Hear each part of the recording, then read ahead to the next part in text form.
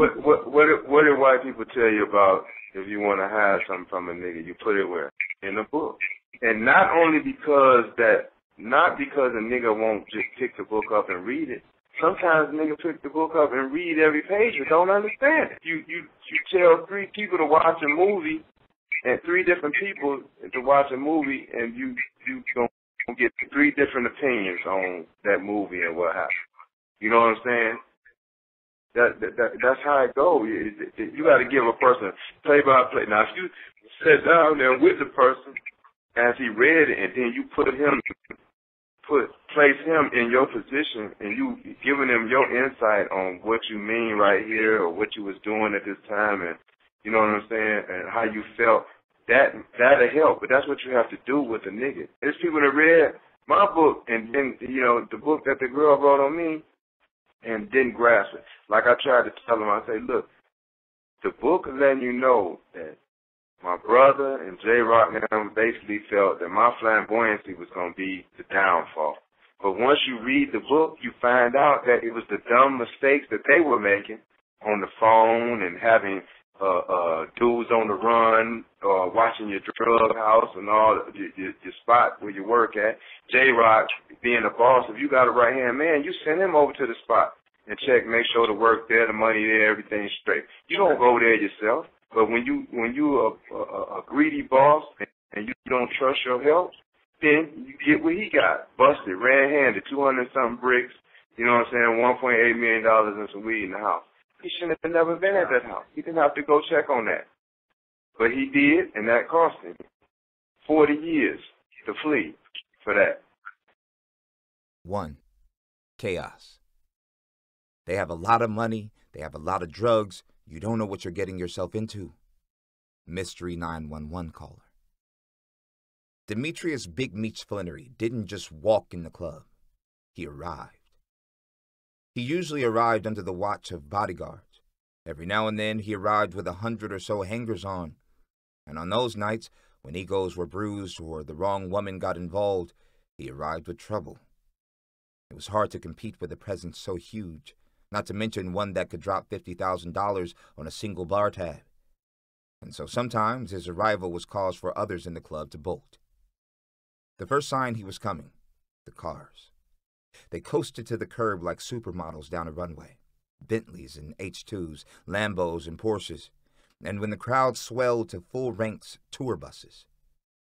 Under the marquees of clubs from Midtown Atlanta to South Beach, Miami, the streetlights bounced off the $1 million motorcade, and it was blinding. Next, the crew. Meech liked to treat all of them as family. Everybody moves like brothers, he used to tell them. Everybody moves as one. But as with any entourage, there was a definite hierarchy. Pushing into the crowd, if that were possible, you first find the guys who hover on the fringes, moving forward with a menacing sway. Go deeper, and the vibe would start to change. Guards would come down. Egos would edge up. Keep going, and you'd encounter a steady calm. The aura was one of undisputed confidence and quiet control. That was when you knew you'd hit Meech. Tall and broad, with the posture of a prize fighter and the swagger of a big cat, Meech could cause the climate in a room to change. All Meech did was walk in the spot. One woman would later recall, and panties got moist. His pale bronze skin exaggerated the depth of his ink-black eyes. A movie star's mole rested just below his left temple, at the tapered edge of an arched eyebrow. The aquiline curve of his nose offset his high chiseled cheekbones, and a pencil-thick mustache and goatee framed a pout that barely turned up at the corners, giving the impression that even at his most serious, he was about to break into a grin. Waxing eloquent in his velvety drawl, bedecked with enough diamonds to stock a jeweler's counter, Meech was the center of attention at all the best clubs and the biggest parties, and that's where he intended to stay. He kept the company of rappers and moguls, models and athletes, and, most important, a group of men who he employed and indulged. He fed the crew $600 bottles of champagne and top-notch ecstasy. He took care of them, lifted them up, behaved as their friend and benefactor. They, in turn, would honor and protect him. Was perhaps more comfortable with the arrangement than he should have been. it was easy for him to forget that there were some things he couldn't control. And one of those things would take place on November 11, 2003. It proved to be the big one, the very event that Meech, as well as the jittery residents of Atlanta's swankiest neighborhood, had long feared, though for different reasons. With its sparkling glass towers and Italianate architecture, its foie gras-obsessed menus and Versace shopping bags, Buckhead is the epicenter of Atlanta's wealth, an Upper East Side with an abundance of parking lots. But by dint of its upscale offerings, the neighborhood, situated a few miles north of downtown and split down the middle by the city's iconic thoroughfare, Peach Street, had begun to attract a crowd that made the resident blue bloods cringe. Professional sports and music stars, and those who wanted to party with them. And a growing number of that crowd was black. For decades, Atlanta had boasted a thriving African-American middle class. The majority black city suffered its share of racial tension, but more so than in other places, blacks and whites in Atlanta had benefited from an era of prosperity and, for the most part, the appearance of goodwill. The culture clash in Buckhead was a sharp departure from that. Historically, the provenance of sensible Southern ladies and old muddied men, Buckhead morphed in the mid-1980s into a debaucherous entertainment district, populated by a mostly white, notoriously rowdy crowd. Then, by the late 90s, Buckhead changed again, earning an identity as the nightlife district of Atlanta's nationally renowned hip-hop scene. Clubs that formerly catered to frat boys and bachelorette parties switched formats to rap and crunk nights. All too often, the partying got out of hand, and the hip-hop scene was easy to blame. The most notable meltdown was the post-Super Bowl stabbings for which Baltimore Ravens linebacker Ray Lewis was arrested for murder, and after the case against him fell apart mid-trial, walked away from with a misdemeanor. The outcome of the case exemplified a growing trend of witnesses becoming unable to remember who shot or stabbed whom. That was 3 years earlier, outside Cobalt Lounge. About a block away, near the intersection of Peachtree and Paces Ferry Roads, in the heart of Buckhead, a nightclub of similar glitz was earning its name. Chaos was one of the it clubs. Shaquille O'Neal and Eminem had partied there, and Monday's hip-hop night was the club's biggest draw. Hundreds of people would pass through Chaos's plate glass doors on what, for other clubs, was the slowest day of the week. Chaos, the only thing slow about Mondays, was the line. On that particular Monday in November 2003, you couldn't walk across the club's lacquered wood floors. You couldn't lean against its exposed brick walls or grab a seat on its minimalist leather sofas without catching sight of one of Meech's guys. As usual, Meech's crew was everywhere. Anthony Jones must have known that. Yet Jones, better known in hip-hop circles as Wolf, and more important, as Wolf, who is Sean P. Diddy Combs' former bodyguard, did something that stood a good chance of starting an all-out war. Wolf was no stranger to conflict, and as a professional bodyguard, he didn't go out of his way to avoid it either. He'd been convicted in 1991 for the attempted murder of a New York cop, and he spent 2 years in prison. 2 years after his release, he witnessed an Atlanta club shooting that defined the clash of East and West Coast hip-hop. A crew from L.A., including Death Row Records founder Marion Suge Knight, was pouring out of West Peachtree Street's swanky Platinum Club, only to come face-to-face with the arriving entourage of Knight's biggest rival, Sean, then Puff Daddy Combs, CEO of New York's Bad Boy Entertainment. In the ensuing brawl, a record exec in Knight's camp was shot several times. Weeks later, he died. 6 years passed before the long-dormant investigation was resuscitated, with Wolf as the prime suspect. Wolf was also hanging out at a Times Square nightclub in 1999 when, once again, gunshots rang out.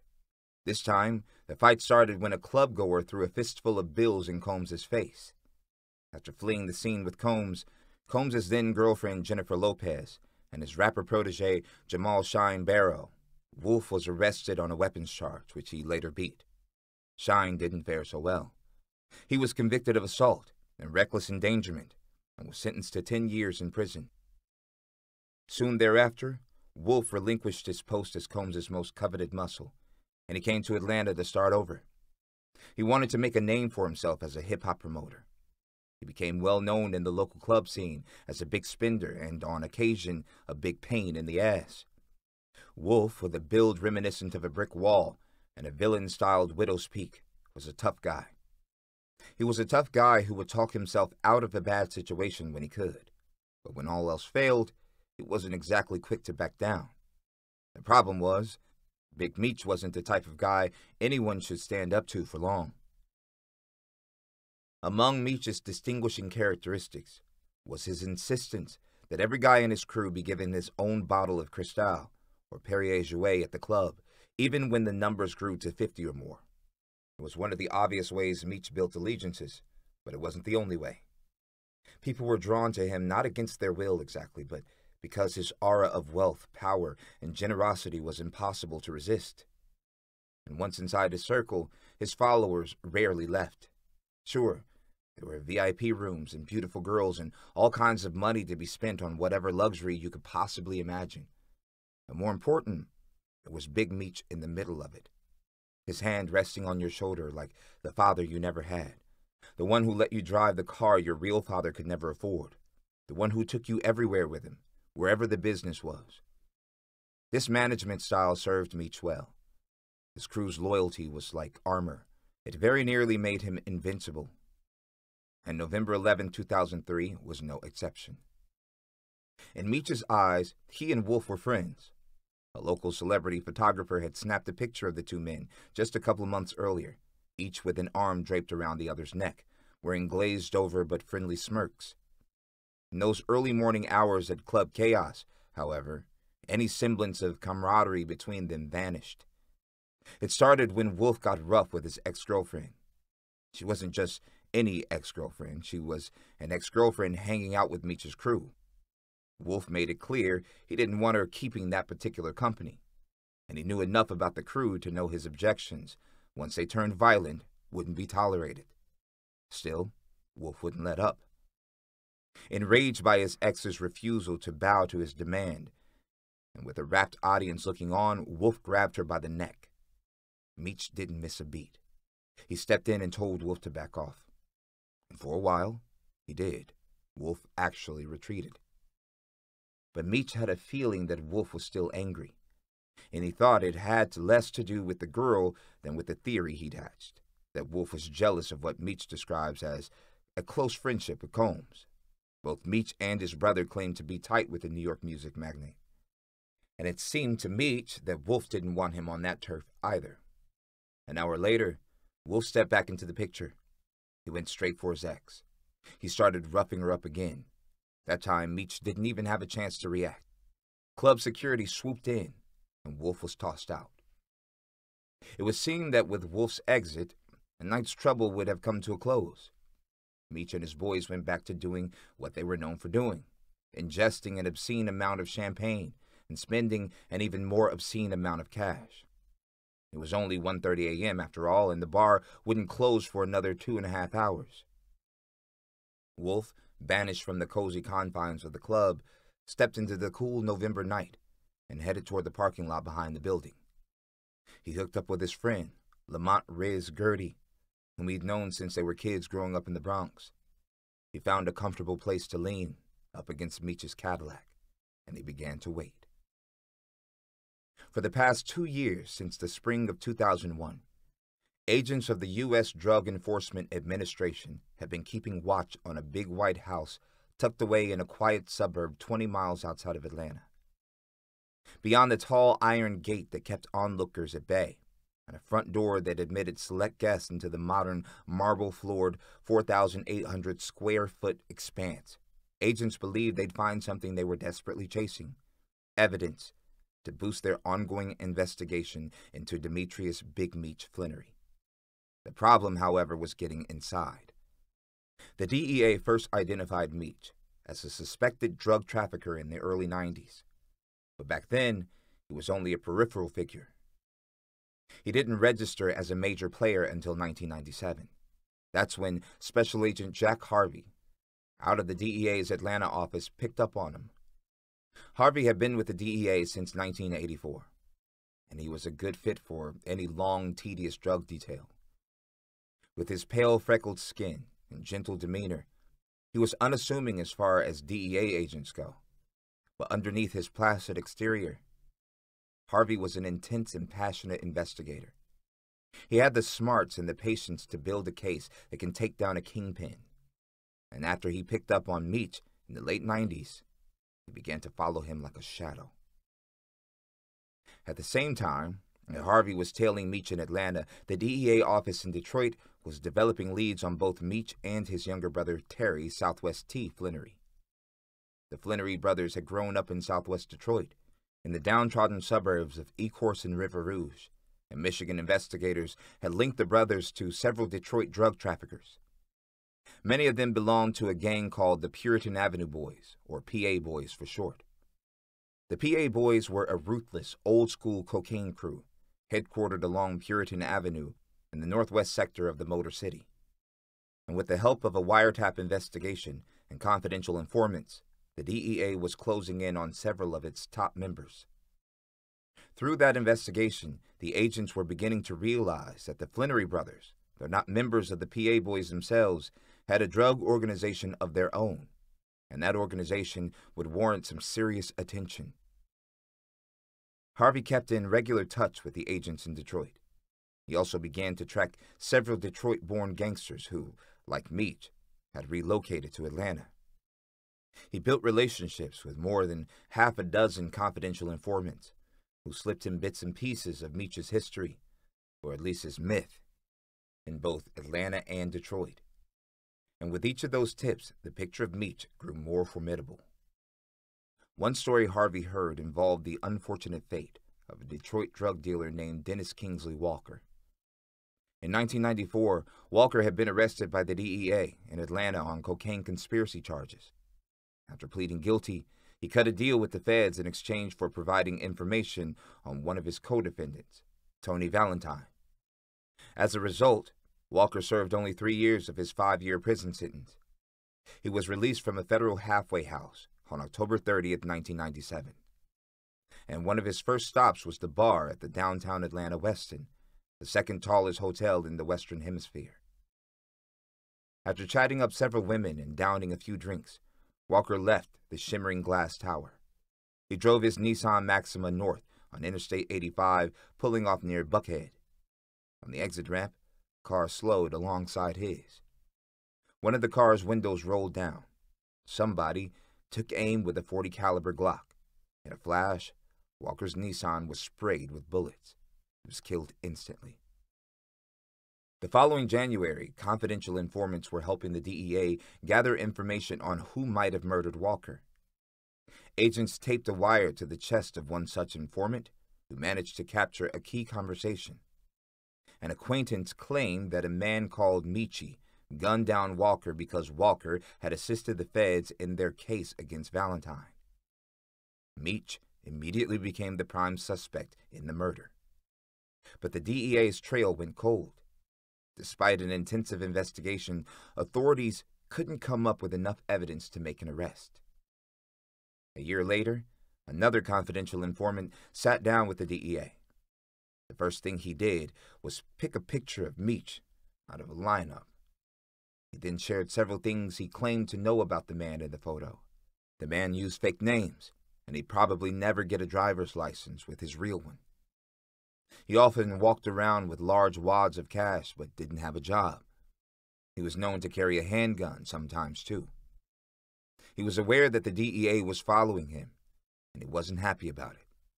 Lastly, one of his associates was a notorious Detroit drug dealer and PA Boys enforcer named Thelman T. Stuckey. The government already had a thick file on Stuckey, and the more Harvey learned about the flashy, old-fashioned gangster, the more parallels could be drawn between him and Meech.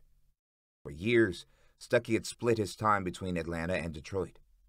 Like Meech, Stuckey also had an interest in hip-hop. He was a producer for the Detroit rap label Puritan Records. And according to a federal informant, Stuckey had a violent distaste for snitches. Yet Stuckey was far more audacious than Meech ever was. He once had the audacity to call the police to his Atlanta home after it was burglarized, an unusual move for a drug dealer, even before taking into account the items he reported stolen. Stuckey told police the thieves had made off with a wardrobe that would have made legendary Harlem gangster Frank Lucas proud, including 18 pairs of $500 alligator shoes and a robust collection of men's fur coats. A year after the Atlanta burglary, Stuckey found himself in a dangerous confrontation with several Detroit police officers, a confrontation that culminated in him pulling off an amazing feat.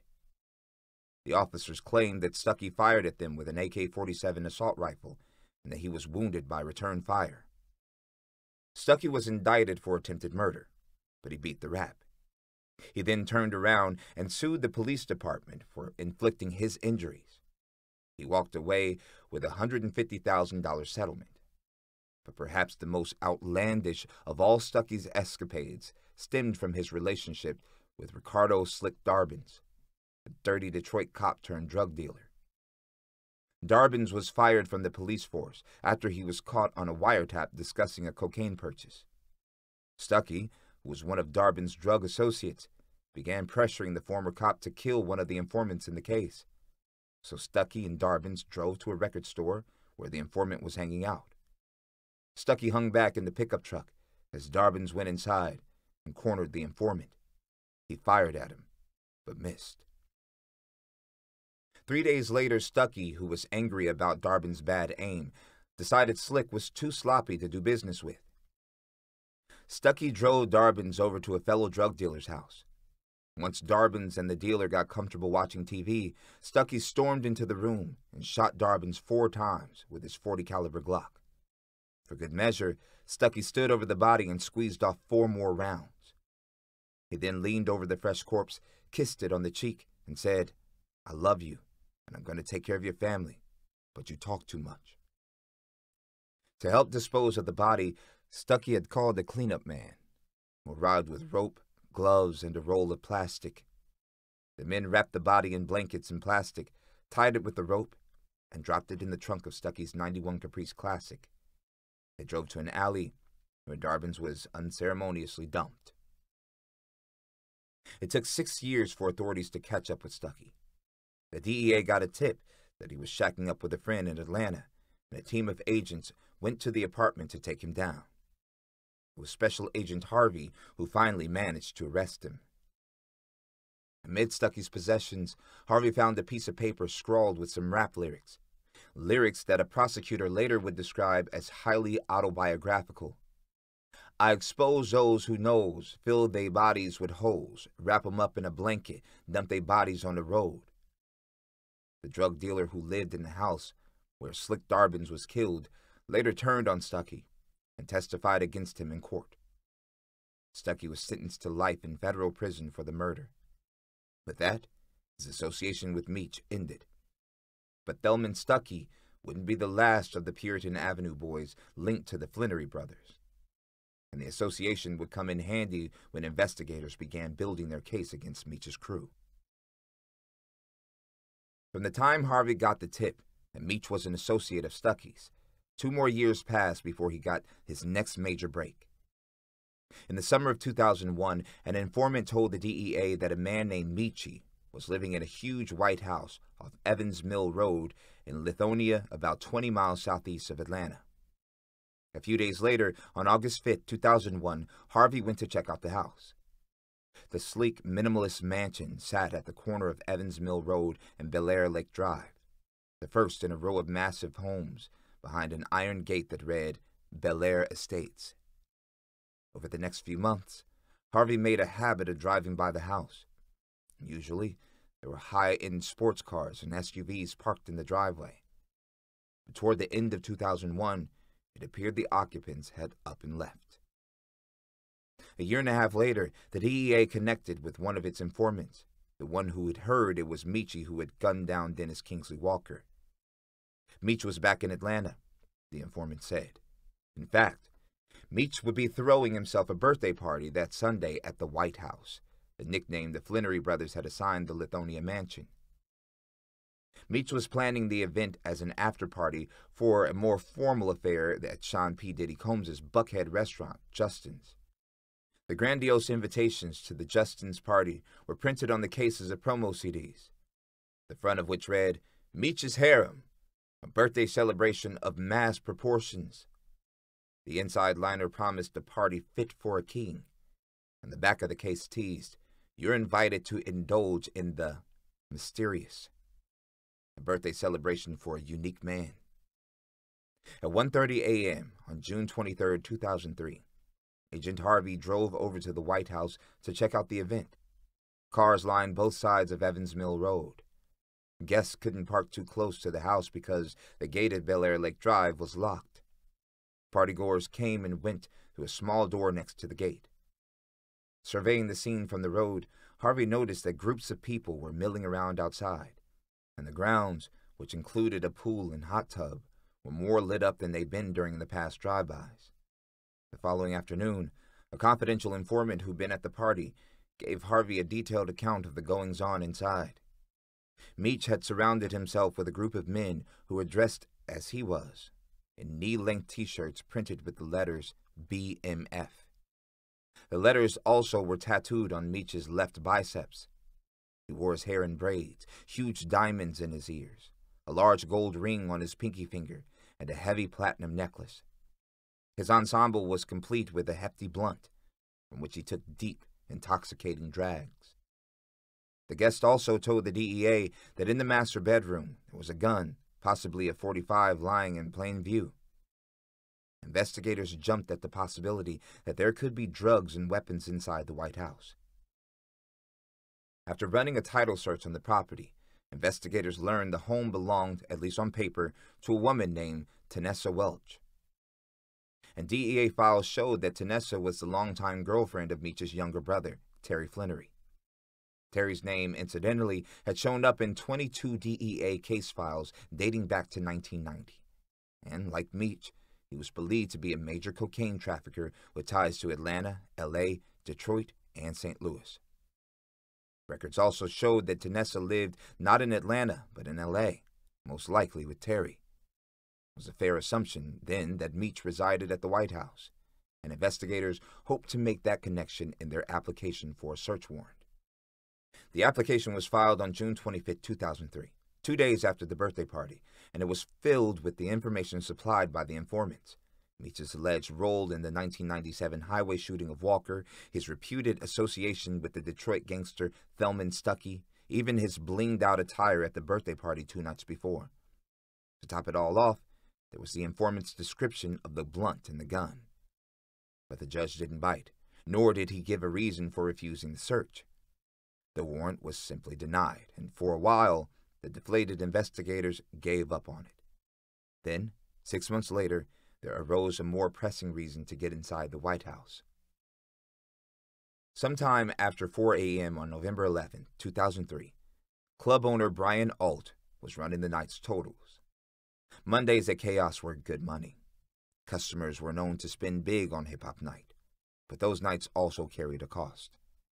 Mondays had gotten so wild that, unlike other nights of the week, Chaos patrons had to pass through a metal detector. Still, there had been only a little bit of trouble at the club that night.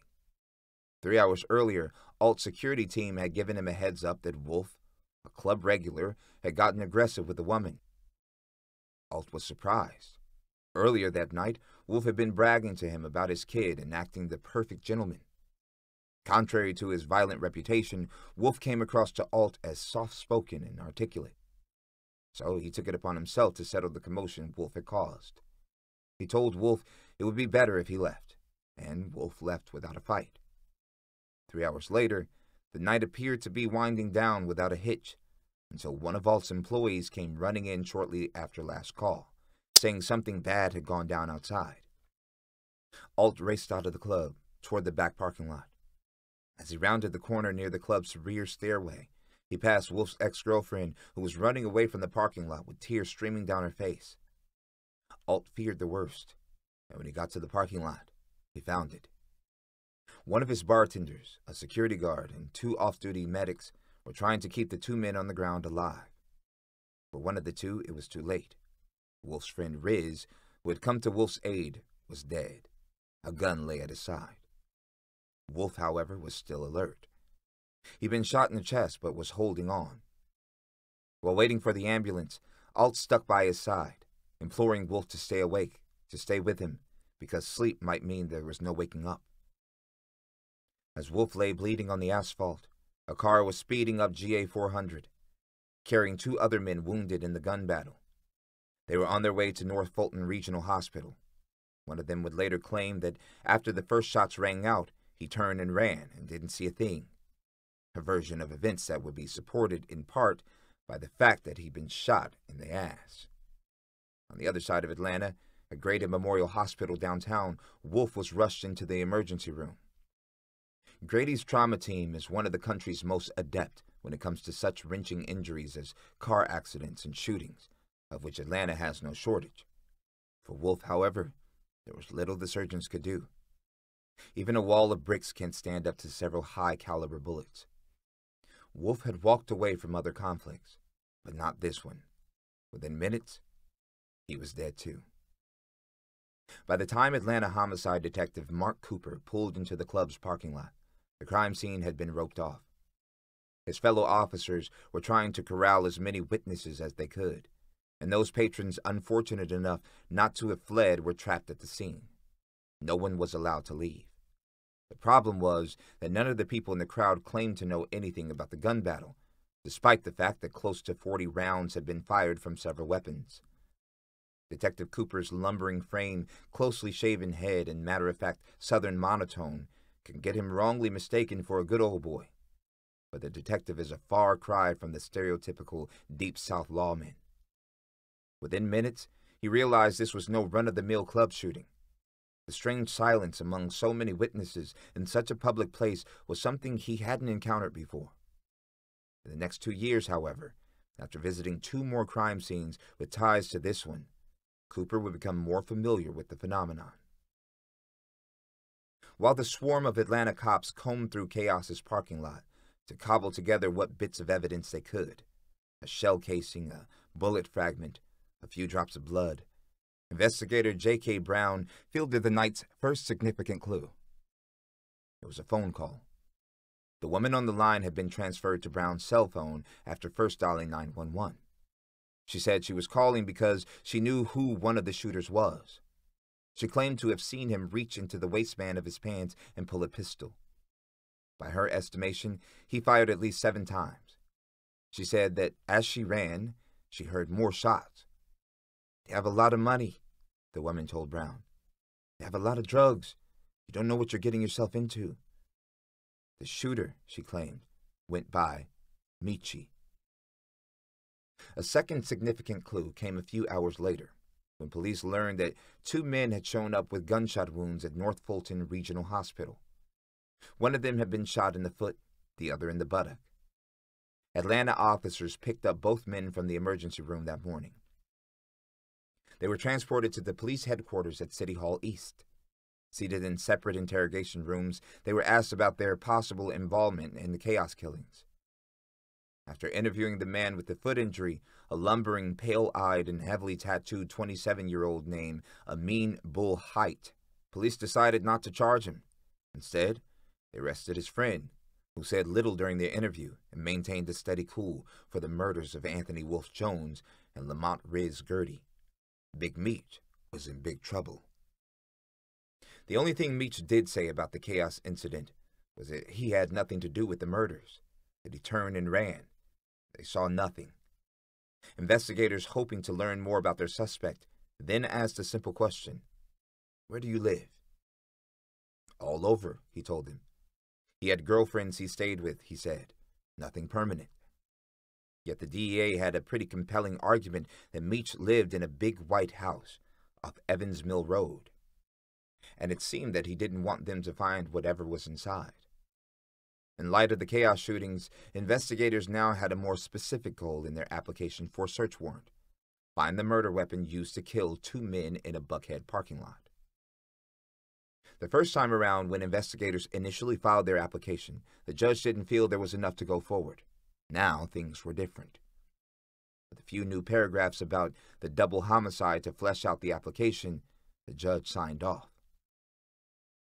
On November 17, 2003, a search team led by Special Agent Harvey filed into the White House, no-knock warrant in hand. In the closet of the master bedroom, the team found the sole occupant of the house, a Haitian immigrant and associate of Meech's brother named Innocent Guerville. Investigators snapped a photo of Innocent and eventually let him go. Then, moving from room to room, the investigators took note of the residence's gaudy splendor. The house was outfitted with $170,000 in marble alone and nearly $50,000 in modern furniture, most of it from ultra-slick Buckhead home store, Huff Furniture and Design. Then there was the rather eccentric assortment of art. The walls of the master bedroom and office were hung with 3 framed photographs of Al Pacino, lifted from various scenes in Scarface, 2 photos of infamous Gambino family mob boss John Gotti, including one with an encased cigar and bullets, a portrait of slain rapper Tupac Shakur, and rounding out the collection, a photo of Tupac's arch-nemesis, fellow deceased rapper Christopher Notorious B.I.G. Wallace. The master bedroom turned up other curious items: a police scanner, a stack of 50 CDs titled Meech's Harem, including the invitation to his birthday party 5 months earlier, a $15,000 medallion that spelled BMF for life in white gold, and a loaded 9mm machine gun in the nightstand. Moving on to the guest bedrooms, the search team found 2 more handguns, a .40 caliber semi-automatic and a .45, another BMF pendant, and a red spiral-bound notebook. The notebook was filled with scribblings that investigators were all but certain pertained to the drug trade. There were columns titled Airline Ticket, Car Notes, Money Owed, Money Paid, First Run, Cali Run, 2 Nights, Cellular Phones. The notebook was also littered with nicknames that were familiar to one member of the search team, Atlanta Police Detective Bryant Bubba Burns. The detective had seen the names recently in paperwork pulled from a seemingly unrelated crime scene, and he was about to make a stunning connection. Like DEA Special Agent Jack Harvey, Burns was a good match for the intense investigation he was about to undertake. He'd been raised on Atlanta's forgotten West Side, in the shadow of the public housing behemoth Perry Homes and the virtually open-air drug market called The Bluff. He'd come of age with one ear trained to the police scanner, an obsession handed down from his father, who wasn't a cop, but always wished he'd been. It was almost as if Burns's friendly, breathless banter, punctuated by bursts of excitable laughter and grave protestations of the bad guys he chased down, was lifted straight from those crackling airwaves. For the past year, Burns, a newly appointed member of the APD's Organized Crime Unit, had been working undercover to infiltrate a white-collar crime ring. A purported luxury rental car company called Exquisite Empire had been using the identities of straw borrowers to purchase BMWs, Jaguars, and Range Rovers for suspected drug dealers. 2 months before the Chaos killings, Burns got a major break in the Exquisite investigation. On the night of September 7, 2003, Exquisite's owner, William Doc Marshall, called 911 to report that he just shot and killed a home invader. When police arrived at the Midtown Atlanta townhouse, they found that it was outfitted with a peculiar feature. The home had a room-sized safe. If that wasn't strange enough, in a tight passageway flanking the safe, there sat a single shoe and a lone kilo of cocaine. Detectives figured that somebody had been in a big hurry to empty the contents of the safe. Such a hurry, in fact, that when his shoe slipped off, he kept on running. The detectives also concluded that the home was a drug safe house. At one point, they figured the vault likely had sheltered a small fortune in cocaine, and the townhouse was probably targeted by burglars because the attackers, a crew that targeted coke dealers, knew they'd find drugs inside. Detective Burns obtained a search warrant for the property to see if he might find any records pertaining to Exquisite Empire and its owner, Doc Marshall. When he carried out the search, Burns found what he was looking for, and more. The day after the burglary gone bad, Burns removed several boxes of documents that divulged intricate details of Exquisite's inner workings, including the names and phone numbers of its employees, a list of cars, that had been diverted from straw borrowers to suspected drug dealers, and ledgers that listed the colorful nicknames of the company's shadier clients. 2 months later, after stepping inside the White House, Detective Burns was surprised to find paperwork with strong similarities to the exquisite files. In the White House, Burns discovered documentation for 19 vehicles, including several limos, and applications for nearly as many cell phones. Many of the cars and phones listed in the White House ledger were registered to the names and aliases of Exquisite's employees, and the mysterious nicknames of Exquisite's clients matched some of the nicknames jotted in the red spiral-bound notebook: E, Country, Cuzzo, Wetback. It appeared that Exquisite was funneling cars and phones to the Flannery Brothers associates. Now that Burns had established a link between Exquisite's owner, Doc Marshall, and the murder suspect Demetrius Big Meech Flannery, both his and Harvey's investigations were going to get a lot more interesting. Something else about the phone numbers listed in the White House paperwork struck investigators. About a half a dozen of the numbers had been in regular contact with numbers under wiretap surveillance in Detroit, where DEA agents were building a case against the Puritan Avenue boys. That investigation was about to wrap up. 8 members of the PA boys, including the crew's leader, Reginald Dancy, and Damon Brantley, were indicted on cocaine conspiracy charges 3 days after the White House search. Meech was not part of that investigation, but his apparent relationship with the PA boys would help bolster the DEA's suspicion that Meech and his brother Terry were big-time cocaine traffickers. Rounding out their search of the White House, investigators found a photo in the office that showed the Flannery brothers posing with the PA boys' kingpin, Brantley, in front of Atlanta's hip-hop mega venue, Club 112. Also in the office, investigators found an electric money counter, several bags of rubber bands, and a stack of business cards with the name Terry Flannery and the company 404 Motorsports. One of the owners of the company, federal agents soon would learn, was Atlanta Mayor Shirley Franklin's son-in-law. And as the investigation progressed, his connection to Terry would become more and more obvious. What investigators didn't find, however, was anything connecting Meech to the Chaos killings. Of the 3 guns pulled from the house, the 9mm, the .40 caliber, and the .45, none tested positive for a match to any of the bullets or casings found in the club's parking lot. The big-picture investigation into the scope of Meech's suspected drug organization was taking off, but the murder investigation was sputtering. 2 weeks after the White House search, Meech was granted bond, an unusual move in a double homicide, especially one that had grown so sensational. In the wake of the shootings, well-heeled and well-organized Buckhead residents were angrily calling for a crackdown on the violence in their neighborhood. My question is, how many more body bags have to come out of this area? One exasperated resident, Katie Bryant, told the Atlanta Journal-Constitution. The incident was so emotionally charged that less than 2 months after it occurred, it was cited as the impetus for Atlanta City's council decision to roll back bar closing hours citywide. Basically, the Chaos gun battle wasn't the type of crime that Fulton County DA's office liked to leave unresolved. But the prosecutors were left with little choice. Their case against Meech was simply too thin. As it turns out, the seemingly strong lead, the woman who spoke on the phone to investigators, fizzled out. She was quick to provide the name Meechy, but as for her own name, she wouldn't say. She told police she was scared for her life. Even after she agreed to come down to APD headquarters and give a statement, investigators kept her identity a secret. Investigators didn't name her in any of the subsequent court hearings either, of which there were only a few. No grand jury would indict a case without a murder weapon, a witness, or a confession. Indeed, the case never made it to grand jury. The most that could be concluded was that Meech acted in self-defense, if he acted at all. Meech's attorney claimed the charge was bullshit. 2 armed men, one of whom had been tossed from the club, fired on Meech and his crew.